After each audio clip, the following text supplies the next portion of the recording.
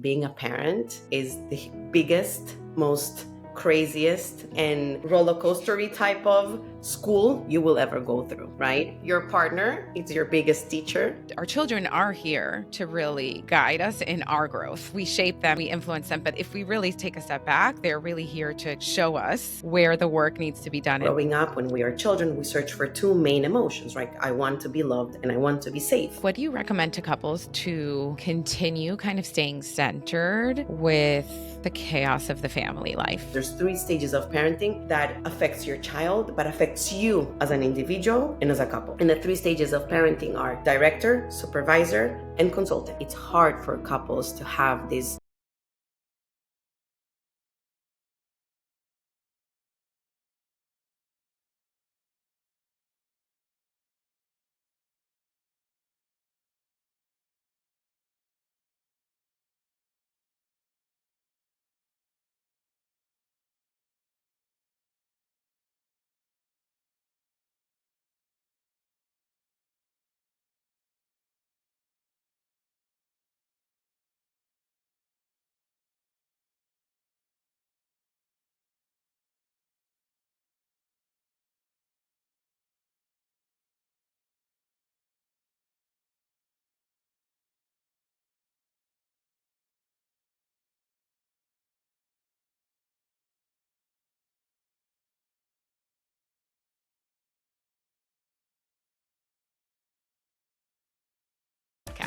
Let's bloom together. Welcome to Help Them Bloom, to a new episode. I'm so excited for our guest today, Jael Toledo. We were just talking about how I could talk to her for hours and hours. She is just this brain I want to pick at all day long. She's so much insight, so much wisdom, and so excited to share with you guys today. Jael is a psychotherapist, and she works with adults, primarily women, but also couples.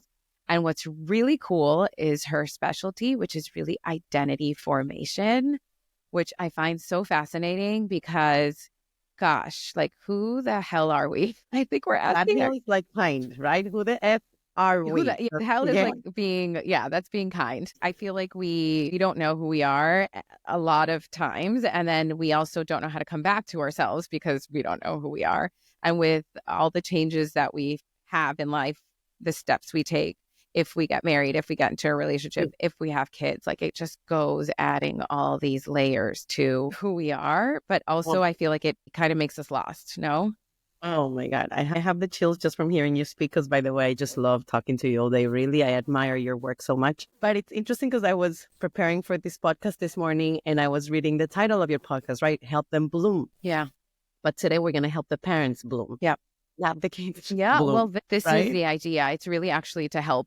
It's actually mostly to help the parents bloom so that the parents can help the kids bloom too. Okay. Yeah. But you've got to start there, you know? You've got to start there. So today specifically, I really want to cover actually the partnership, the couple, especially when we're talking about identity formation and also just sort of what happens when after kids, because oh my gosh, you know how many parents come to me and they are like, how do I get my partner on the exact same page to parent the exact same way that I do? Or how come they never help me? Or how come they don't see things the way I do? Or it just creates distance, I think, in the couple. It also creates a lot of questioning and a lot of like, I don't really know how to navigate this new phase together.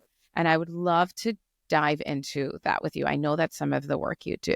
So tell me, why don't we start by you telling me sort of what do you see? What do you see happen to couples after kids? Let me start with some facts that are important. Those are based on data that I have been gathering for the last 10 years, that it's very important to understand what we're going to be talking about, right? Number one is being a parent is the biggest, most craziest and roller coastery type of school you will ever go through, right? Your partner, it's your biggest teacher. And the challenge is that we not always want to learn and not always want to see the things that we don't want to see within ourselves. So that creates a lot of distance. That all of those challenges that he's not helping me with this and she's not helping me with that. And I can connect with him with this and he's not doing this and I'm not doing this and I'm doing more and he's doing less. All of that. If you don't look at it from a perspective of what is this here to teach me? And what am I growing from this? Like, what do I need to change about myself from this dynamic? And only blaming the spouse keeps you in a crisis type of mode. So that's like one important thing, which we're going to be talking about a lot. The second is that in life, when we talk about identity formation, there are 7 times that we can experience an identity crisis. And I say crisis because actually it's your prime time to develop who you want to be, who you want to love, how you want to love, how you want to parent, how do you want to work, where do you want to work, who do you want to be with? Like, it's that prime time. What are those 7? Okay. So the first one is when you first leave home, that you have like that emotional independence and you have to like kind of like take care of yourself without your parents being on top of you. Then when you get married or you join somebody and live together, you get married, you have children. Then when those children start going to school, when those children start being in adolescence, when they leave home, then when you are with your spouse by yourselves, like, who is this guy? Yeah. I've been taking care of children for my whole life and I have no idea who you are. And then the last one, which is challenging, is when people around you start dying, they start getting sick and you start questioning life from a different perspective. So each one of those 7 times, usually the feelings is confusion. I'm not good enough. I have it all and I'm not happy. Why is everybody seem like they're on track and their parenting is great and their relationships are amazing and mine sucks? So if you stay in that confusion and you start questioning and judging, why are you not the other one, which is comparison, you lose the opportunity of that identity crisis to redesign who you want to be. I love So that. instead of like instead of judgment, just curiosity. Oh my God, like, I'm feeling this. I'm not connecting with my spouse. We're not on the same page in terms of parenting. I don't love him anymore. Like, I don't connect with him. Yeah. Right? We're like so total opposites. And you use that with curiosity, asking questions rather than judgment. There's so many magical things you can discover. I love that because I always say this, like, there is no growth in comfort. 0. The growth comes in discomfort. So really what you're saying is when you start to get really uncomfortable in these points of your life, these are opportunities to reflect and to say, okay, how can I redesign this? Or how can I kind of get back to something that feels good and deep and like something core to me? I love that. So these are opportunities, but I think a lot of times we don't see them that way or we don't take them that way. You know what? I think there's 2 components to that. We're not ready to see them, right? We also have to keep in mind trauma, which is very important because when we have challenging childhoods, when we had challenging relationships with our parents, all of those situations will trigger us while we are parenting, right? Let's say my father, who was very challenging growing up and he had an alcohol problem.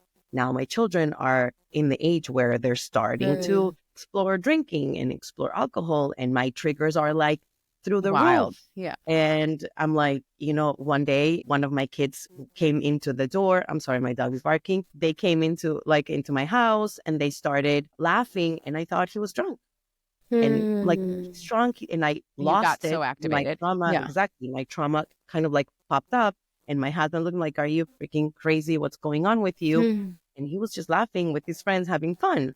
So we need to keep in mind that we need to be very much aware of what we experience as a child that might pop up into our parenting, because our children are here to show us the things that we really also need to work on. But at that time, I'm like, okay, I need to revisit my trauma. I need to really understand how can I reframe this and be a different parent for him, because I'm going to screw him up if I don't work on the things that are hurting me.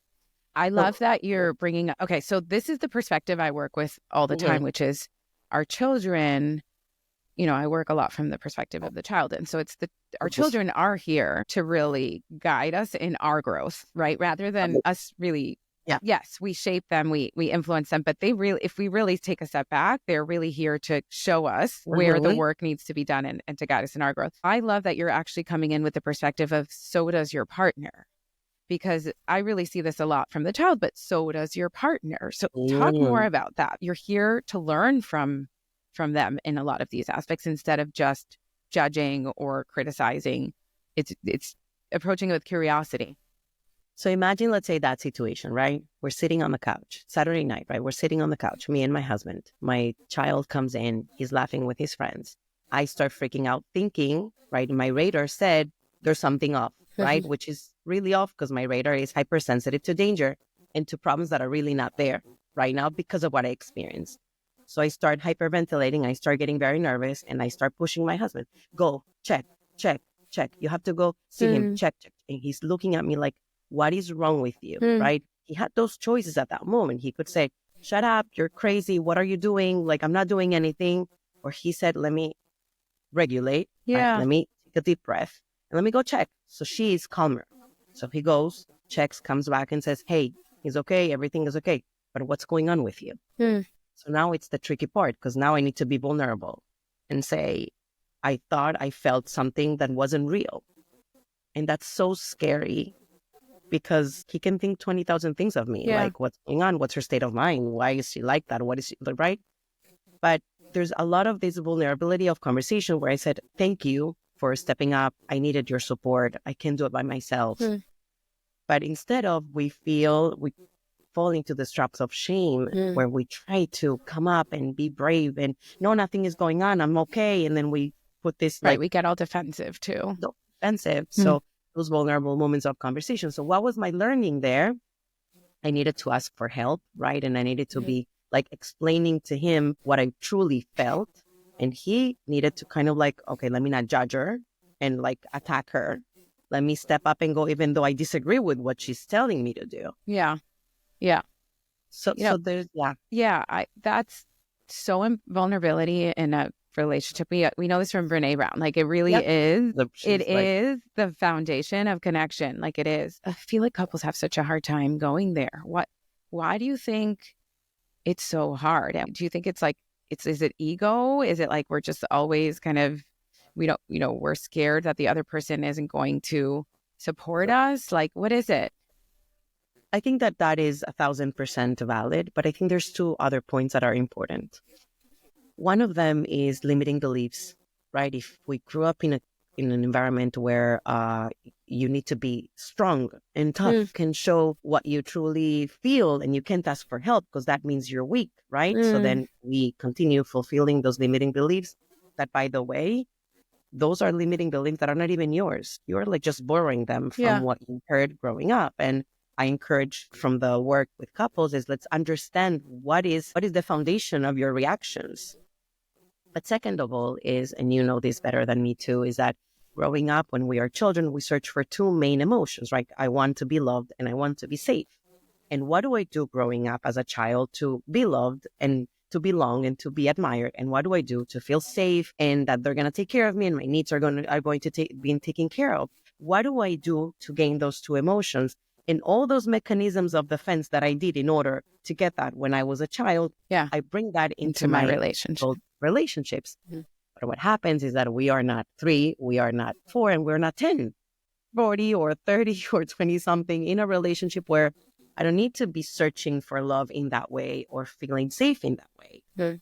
So when those relationships, when vulnerability becomes so challenging, I always go back and say, well, what's stopping you from really feeling safe enough to say, I'm uncomfortable, I need help, please go check. Like, I'm sorry, I feel so uncomfortable. Yeah. Because often I feel like maybe one partner can be vulnerable and the other one doesn't really know what to do with that. And I think that's where a lot of kind of the fighting starts to happen, or the arguing, or and then I could see where the partner then like retracts and they're like, I don't want to be vulnerable around this person because I don't actually feel the compassion, or I don't actually feel the support there. So is this just like communication about like, let me kind of share my experience and like what I need in these moments, and this is a me thing? 1,000%. But as you said, it's so hard. It's so hard. That step towards like, why can't you just read my mind and know what I need and tell me what I need to feel? And that's it, right? Yeah. And it's so hard. I'm going to give you another example, this is very typical. So men are wired to find solutions, right? You cry, tell me what you need. And so please no shit. Cry. Okay. That's like a huge one. Which also is it also comes from limiting beliefs as well, right? Usually in Latin American families, like very traditional families where machismo is still going on, right? Men have to be the ones to find solutions. So I'm going to give you an example. I go to my husband, like this is many years ago, and I tell him, oh my God, I had such a rough day, like so much, the dog, the kids, the work and groceries and cook, like there's so much. I need this day to be over. And he looks at me with his limiting beliefs of I have to solve for problems. If not, I cannot go to sleep. And he looks like, you know what? I don't think you know how to manage your time properly. Let me fix literally your day. my husband. This is actually my husband. Oh, actually. right. So what do I want to do? I'm like, I want to kick his ass, Actually. right? And I'm like, I want you to tell me you are a superwoman. This is awesome. How do you do it all? Right? And he wants to solve. So we got into a huge fight that day. And I said, I need to apply some of the things that I know, like, which is so hard. I don't apply any of it. But I said, listen, let's come up with a strategy, right? When I want a solution, I'm going to tell you, hey, I have a huge problem. I need you to tell me what to do. Or all I need you to do is validate the heck of my day. Yeah. And that is it. And hug me and kiss me and let me go to sleep. So now it's a joke. Do you want me to solve or do you want me to? No, I don't want any. Yeah. Don't ask me. I just want you to know what to do. That's the hard part. You really do. You just want them to know, but they don't. Most of them. We have that expectation, Yeah. right? Challenge with couples that I see in my practice that the expectations is for both of them to know exactly what to do when the other one needs it. And we all come with our own ways of parenting and what we saw at home. And we bring that into the relationship thinking that's what's going to work. And boom, right? And then add to that parenting. How do you, what do you recommend to couples to continue kind of staying centered with the chaos of the family life? Because I feel like it's so easy to become just co-parents. And it's like, how do you maintain them? Because to me, and I know everybody's different, but in my family structure value system, the couple is the core. And I know that's not how everybody sees it, but that's for me. But I also am living in the midst of a 9-year-old who's very, very emotional lately, and a toddler who is very, very toddler lately, and puppy that was brought home who is a boxer, and I don't have to explain further, who is driving me nuts. But it's just, there's so many layers, and it's so easy to just fall into this into this situation where you get lost. It just feels like a tornado, around you. So there's like a few points about that. We were just talking about that this morning, my husband and I, right? And there's a technique that I use with my couples called check-in moments.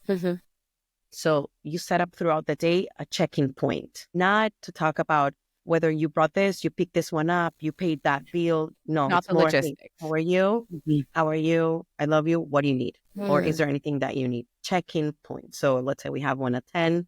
We have another one around 4. You do schedule those, or you just? I do schedule. Really? I do schedule. So now they come more natural, but at the beginning when we are so lost, I schedule them. And when I feel that, let's say you're good and you're having your check-in moments and then there's a drop because we had a super busy week and it was very chaotic and I didn't see you till 8:00 at night. I go back to my scheduling to remind myself, because sometimes we're human beings and we have so much going on and there's so many demands, even though that is our priority as mothers specifically, we're so wired to our children's needs. Yeah. We forget our needs. Let's say, I'm not going to say all men, but it's usually, let's say, for some men, it's easier to just go to work and do the work and do all of that. And then just compartmentalize. I think they're better at compartmentalizing than women are. So I do go back to the scheduling, but then it goes back into a flow, right? So sometimes it's okay to schedule that. Sometimes people say that's so not romantic and that's so not spontaneous, but sometimes life is chaotic. Yeah. And if you want to give that a priority, you need to put a little bit of work. We make sure that there's some time, like when I work with my couples, at least once a week, a couple of hours where you leave your home, go for a walk. Meaning you have to also understand what stage of life are you at. Yeah. Okay. If maybe going out, it's impossible because you have no help, or right now it's very challenging, going for a walk, sitting outside on the balcony, putting the kids to sleep a little bit earlier, doing the things that you need in order to disconnect. And sometimes that disconnection is 30 minutes, right? It really depends on the times of the day and what's really happening. But what's really important, and this is very important, and you're starting a second stage Do you ever talk with your parents about the 3 stages of parenting, which is very important because there's 3 stages of parenting that affects your child, but affects you as an individual and as a couple. And the 3 stages of parenting are director, supervisor, and consultant. I think you and I spoke about this. We did. Yes. I am in transition. In transition, exactly. What's important about this stages is now there's new data that emerged that I've been looking for. Can you go over very quickly what these are so that our 1,000%. Director is, let's say you have a child from, let's say, born until 9, 10. It's being like earlier every year. It's earlier. I don't know what, like everything is changing all those stages. Then supervisor, let's say it's 10, 11, around 16, 17. And then consultant is 17, 18 and up. Okay. So what do they mean? And I'm going to explain each one of them. Director is you tell your kids what to do, right? You come here, you eat here, we go here, we vacation here, you dress like this, you go to sleep at this time. Like you are literally directing your child's life. Supervisor is that you really are supervising your child's development. That's why adolescence, it's so important, because if you are a director in adolescence, your child is going to clash with you. 100%. Right? Don't tell me what to do. I don't want you to tell me what to do. I want us to have a conversation. I want us to have a different dialogue. I want you to be my supervisor. Tell me what, like you already taught me what I need to do. Guide me. And if I need help, reach out and please come help me, right? And then after that, consultant is, let me make my own mistakes. Let me build my own life, even if you think it's wrong, right? Yeah. And then please be there for me when I need you. The challenge is that supervisor and consultant get erased and we become directors of our children's lives forever. It feels like the mom still, she's still like, it's 50 degrees outside, wear a sweater. I want to be a director for the whole life, right? But your kids, especially when it's like when you have like more type A personality and like this is you and you're like, I like the control aspect. I feel like it's hard to move into that space. Okay, so how does this play into the couple then? Because imagine, let's say you're in the supervisor. I feel like I'm directing my husband too. Yeah, 1,000%, which also creates a clash, right? Because you're not my mother. Not like you stay away, right? So not sexy, but it's like let's say you have to if you just leave it, it doesn't get done. but I think that it's the how, not the what, right? Which is very important. How you do it. How you do it rather than what you say. We have to say many things. It's how we say them that creates connection or that disconnection. So let's say you are, Eva, you're in the director stage, transitioning into supervisor stage, right? For one of them. Exactly, for one of them. So I'm going to talk about the transition, for example, right? The transition for the relationship is very important because your role is transitioning, right? So you are like starting to feel that she wants her friends more than she wants me. You know that feeling of empty nesting that we think happens when it's college? That's not true. Data explains that empty nesting feeling starts at the first stage of adolescence when they close the door and they don't want to come really to have dinner and they rather go to their friend's house than stay with you. And like that, the feeling of like that void starts at that stage. Interesting. Where it's when you start transitioning. So you see your child struggling and you know exactly what they need not to struggle. So you want to direct rather than supervise and have these dialogues of conversations and growth and understand that at that stage, the children, as we know, are finding who they are. Main beginning of stages of identity, but it's also a main identity crisis for the couple, only the mother, right? Right. Because that's been your role the whole time. Like we've been wired to just be like close to our kids and taking care of them, literally like our mother duckling. Like that's what we've been. Yeah. Like I always say this. I'm like, what do you mean? You pooped with me for 12 years and now you don't want me to open the door to the bathroom? Like what is wrong with you? Or right, we've raised you, you've been with me for 17 years old and now you leave? What do you mean you leave?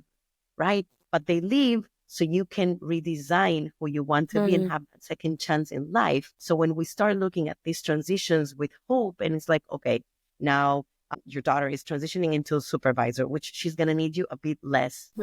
What does that less means for me? Right? I want to open this podcast because I want to continue growing. How can I give a little bit more? And what does my baby needs? And oh my God, there's more space for my relationship. So it's transitions. And in those transitions, trauma gets triggered very much, especially if you had abandonment challenges in your childhood. You are going to feel like they're pulling you apart. Yeah. Right? Taking your organs away when really it's not.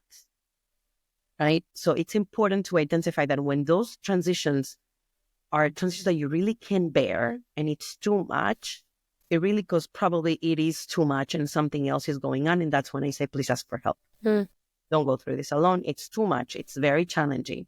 So then you go consultant, right? And then it's another transition. But what happens to the relationship, right? Both of you are going to that same transition. Men also feel that abandonment of what he doesn't want to play football with me anymore. He'd rather go play football with his friends. I want to take you to the birthday party. No. I'm going with my friends. I don't need to go with you. Or I don't need help. Or don't cuddle me. Or little things like that create this detachment that will also in your spouse bring something up that maybe they're not ready to deal with. And then now you have to be that vessel. And that's where the communication happens. Yeah. Especially when you're feeling so maybe rejected. And then if you don't have the support of your couple, like that's an even more, it's just like pouring more salt on the wound. And you just feel so lost, I imagine, in those moments. Oh my God, so lost. And imagine, let's say, relationships where you've been feeling lost from the beginning, right? And your children came to give you that hope and that love and all of those things that you were missing from your relationships. Those transitions are going to trigger a lot within you because your children came to feel a void that you thought was going to be filled with a child. Yeah. And it's not like that at the end, right? They're not ours to keep forever. I really wish. That's a really hard realization, I think. And I think, you know what? Even with Liv, my oldest, I realized that when she was little, like even the first time she wanted to eat alone, like, don't feed me, or like, no, all of those things were tough, right? Like even the initial autonomy, I'm like, she doesn't need me, or she's not breastfeeding. I remember when I finished breastfeeding her, I breastfed her for 14 months. And my whole narrative was she is going to have the hardest time letting go of this boob.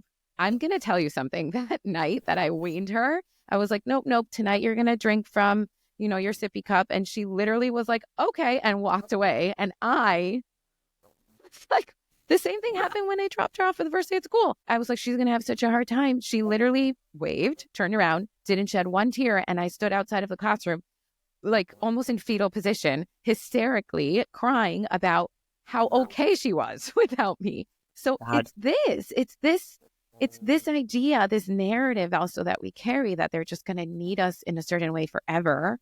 And it's not true. That's not how they're not supposed to, It's projecting, right? Yeah. I'm going to need you forever. Yeah. Don't ever need me, right? It's like, yeah, but they're not supposed to. Like, we want them to not need us in this way forever. Like, that's what's healthy. But, we also have to look at, sometimes what happens is, I think parents hold on too long, and they don't actually help their kids kind of flourish, because it's really about us and how it's serving us, Let me ask you, I'm sure you see couples. What happens when you get two very, very different parents that want to parent in two very, very, very different ways? How do you work with these couples? What do you think about that?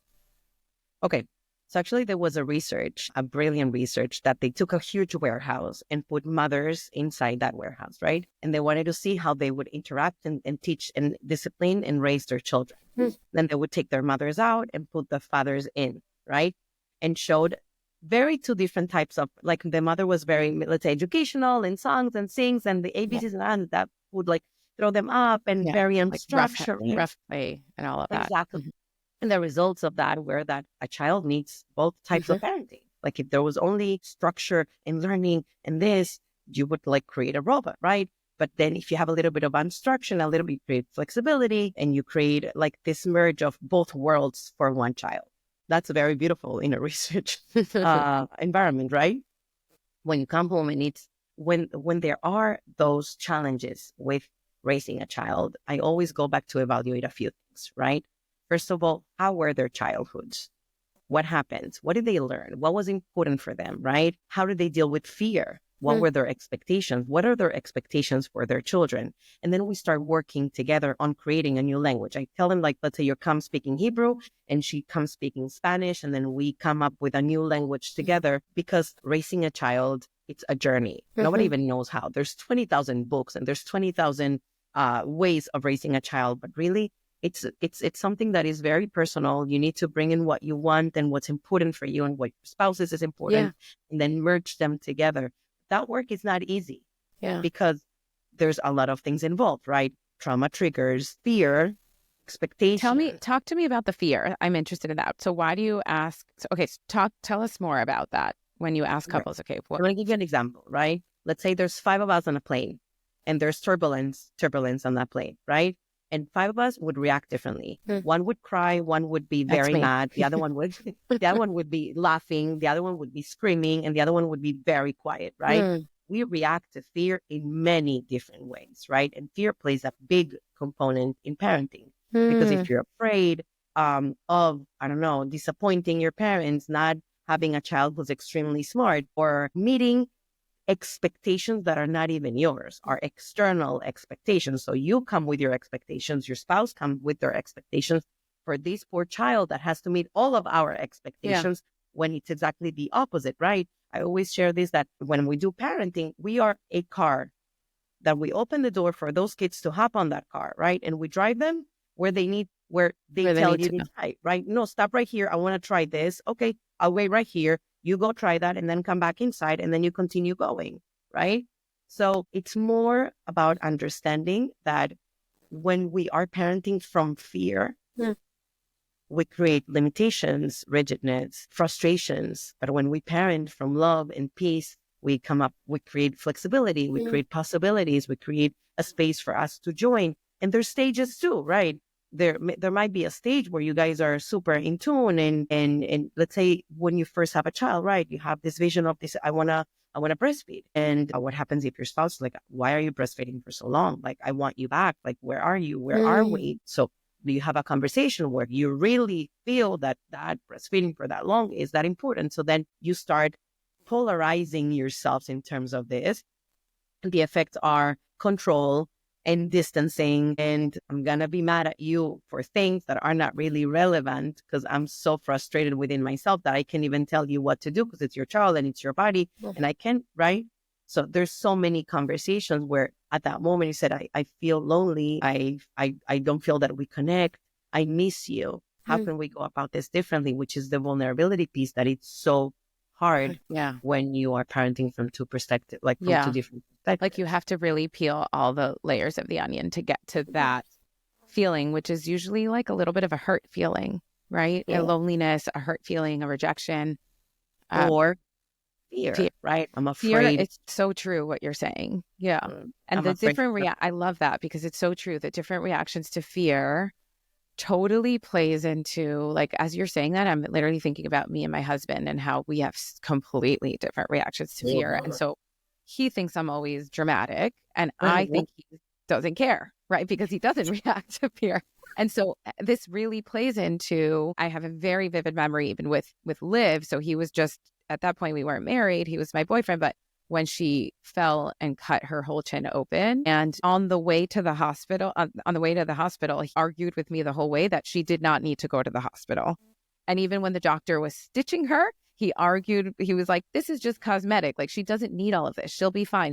But this is our totally different perspectives about handling pain, about fear, about what's urgent, what's not. You're right. It's really looking at how do we view life too, right? Exactly. And it's having that conversation, right? Yeah. Because I'm so mad at him for this. Yeah, I will be very mad, right? Because we just were in Disney. I need to side note this. We just were in Disney, and my nephew cut open his head, and this is not even his child. This is our nephew. He went to urgent care, and he again started this conversation of he doesn't really need stitches. And I was like, I can't. But I wonder, live it. So first of all, frustrating. But second is that if you look at it from judgment, right, it's like, what is wrong with you? Like, why do you see life from that perspective? Yeah. It doesn't make sense. A child is bleeding. You take, like, that's what you do, right? Yeah. But if you use curiosity, I wonder the way he was raised what was the meaning Yeah. of fear and danger. Yeah. And I think he was very much like like, tough it up. Like that's how he was. I think that's how he mentalized himself. Like I just have to toughen it up. And yes, you're right. It's really like what's the story behind this for what's each the one of us? story? So then we can create a new story, Mhm. right? So how do we create that new story? Is, hey, I want to understand where you're coming from, or where do you come from when we are in the middle of an emergency. We need to, and you're dismissing, and maybe you guys can talk about what happened in your childhood. I don't know if he'll be open or not, but like try to understand what his perspective is without judgment, and then say, let me tell you my perspective. Yeah. Then next time we have an emergency, please, this is important for me. Right. Let me take her so I am calmer. And I know it's not that important for you, but I need it for me. Mm-hmm. So next time, can you just hold my hand, come with me, even if you think it's bullshit? Yeah. And I tell Bullshit. parents this all the time, like, even if something feels like a really non-negotiable for you, like this is really, really important. This is a value of mine, or, you know, I care so much about my child's diet, you know, their nutrients, their diet, the way they're eating. This is something really important to me, or they're getting aggressive. When it really feels like something is really important, it's not just showing up and saying, these are the rules, this is how we're handling. It's really being able to have these conversations of why, what's the story there? What's the value there? What are you trying to achieve? To really get on this place of understanding. And you're not going to do it in the exact same way. But I think if you can even just have an understanding together that we both have this goal, this shared goal, or this is a core value we want to cultivate, and giving each other the flexibility if we're going to get there in different ways, but we're both in agreement that this is what we want to offer our child. But that takes, it's very nice to paint it, but you're right. It takes a lot of work and reflection, because we're constantly being triggered by everybody. Everything. And it's not in the work. That work doesn't happen when you're on your way to the hospital in the emergency, right? That work has to happen after, when you process, when you're calmer and said, hey, I want to talk to you about what happened today. Let's figure this out, because it's not working out for us. Yeah. Meaning, let's say, for example, my husband grew up with a father who was very strict at airports, like a thing, I don't know. And he would say, nobody speaks at the airport, right? And everybody goes through the airport. And until we're not on the gate, nobody does anything, right? He marries me, which I don't ever tell me not to speak, okay? Because I come from a household where it was very aggressive. So my voice has to be heard. It doesn't matter what happens. So we both have our own stories. So we would go, and if we were at the counter and I would say, hey, baby, it was like, no, we're not getting the upgrade because you said A, right? Like it was like a big deal. Right. We would fight, and then I would react. And the way I react to fear is I shut down. I shut down completely. So I don't speak, I don't react, I don't say anything. I completely shut down, which is my mechanism of defense from childhood, which is very challenging, because that's how I protect myself from danger. So he would say, why are you quiet? Why are you not speaking? Why are we not speaking now? And I wasn't able to get out of that stage of fear. Right. I was so protecting myself from the aggression or the more intimidation. Yeah. Exactly. So now it's like, hey, this is not working for us. Yeah. We need to change the way we travel.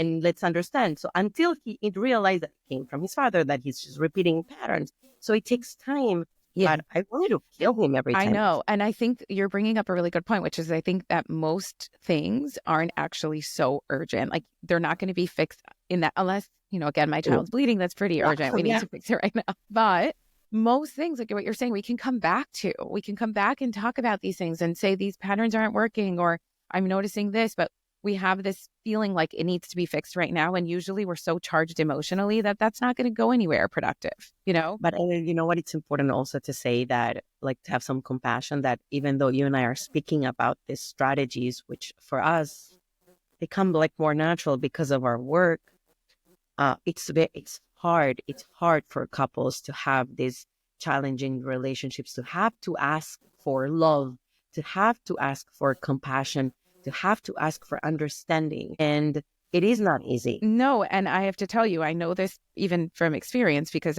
my husband he's not vulnerable, zero. Right. So even when I don't get back the vulnerability. And so you're saying this, and I still, even though I know this and I know what I have to do, it feels experientially very, very hard to do when you don't have the same language there. Right. So then, and right there, we step into an amazing topic, which is self-regulation. So hard. How can I kind of like take a leap of Yeah. faith? Say, I want to tell you what I felt today. Maybe let's change it up. Let's make it better. It doesn't make sense to me how you react when we're to the hospital. And maybe he's this rock. Well, he will not respond. You being able to take a deep breath and do these exercises where you like regulate yourself so you don't lose it. Right. Because it's not ready for it. Yeah. If Or you like, are, I'm like you, I completely shut down. So Yeah. so I don't shut down and just become this stonewalling person, so it's just being able to be okay without really getting what you need in that moment from the other person, unfortunately, but it's you actually being okay and you doing what you need to do. And then hopefully being able to kind of repair that. But yeah, I get it. It's really hard. So it's easy that we're saying all these things. It's really hard to put into practice. It's also not an overnight thing. I think you just have to it's a dance that you're learning together. dance. And it probably is going to take years to really figure it out. But if we say it's going to take years to figure it out, but we say that from a perspective of, oh my God, it's going to take years to figure out. I don't want to be doing this for years. I'm out, right? Yeah. Or looking life at all is the a micro journey. steps on the way. Yeah. Yeah. Life is a journey of self-growth. All the things that we experience are really put in your path for you to look at yourself and say, how can I be better? How can I be better? And a better person, a better mother, a better individual. How can I grow? Life is a growth journey, a journey for growth, right? So if we look at it from that perspective, is okay, I improved. I spoke. Yeah. I used my voice, right? Yeah. He's not ready yet. I'm going to use it again until he's ready. Let me know when you're ready. So little things like that will get you on that track of growth, not like this thing finish where line feeling where you just have to get to this destination, which is really defeating. Yeah. Oh, I love this. I could talk to you forever. I appreciate your time so much. Thank you for lending us all of your wisdom today. I'm here. I love working with you. I love doing everything with you. This is amazing. And keep doing the amazing job and help them bloom.